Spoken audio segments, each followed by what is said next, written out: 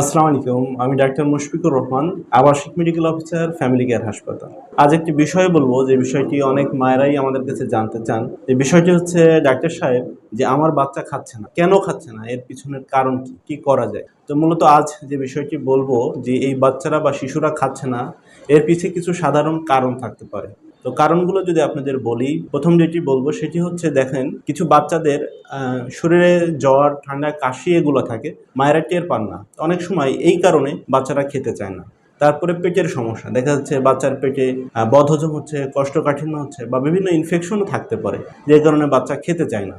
এরপরে দেখা যাচ্ছে অনেক সময় বাচ্চাদের নতুন দাঁত উঠে, মারা বুঝতে পারেন না। তখন কিন্তু বাচ্চার মুখে একটা অস্বস্তি লাগে। ঠিক ওই সময় কিন্তু বাচ্চা খেতে চান না, এটা দীর্ঘদিন হতে পারে। তারপর দেখা যাচ্ছে বাচ্চাদের অনেক জোর করে খাওয়ানোর চেষ্টা করা হয়। তো এটি করবেন না। অনেক সময় বাচ্চাদের জোর করলে মানসিক একটা চাপে পড়ে যায়, বাচ্চারা খেতে ভয় পায়।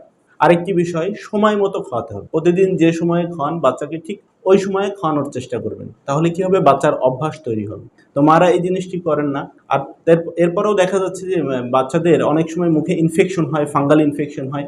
মায়েরা এগুলো খেয়াল করেন না। তো সর্বোপরি যতগুলো বিষয় বললাম এগুলো কিন্তু বাচ্চা যে খেতে পারে না এর একটি কারণ। এ বাদেও অনেক কারণ রয়েছে। তো সেই বিষয়গুলো আপনি সমাধান হিসেবে একজন ডাক্তারের কাছে যাবেন, তার কাছ থেকে শুনবেন। যদি দীর্ঘমেয়াদী এই সমস্যাগুলো থাকে তাহলে অবশ্যই একজন শিশু বিশেষজ্ঞ ডাক্তার দেখিয়ে নিবেন। তো আজ এ পর্যন্তই। সবাই ভালো থাকুন। ভিডিওটি ভালো লাগলে শেয়ার করে সবাইকে জানার সুযোগ করে দিন। ধন্যবাদ।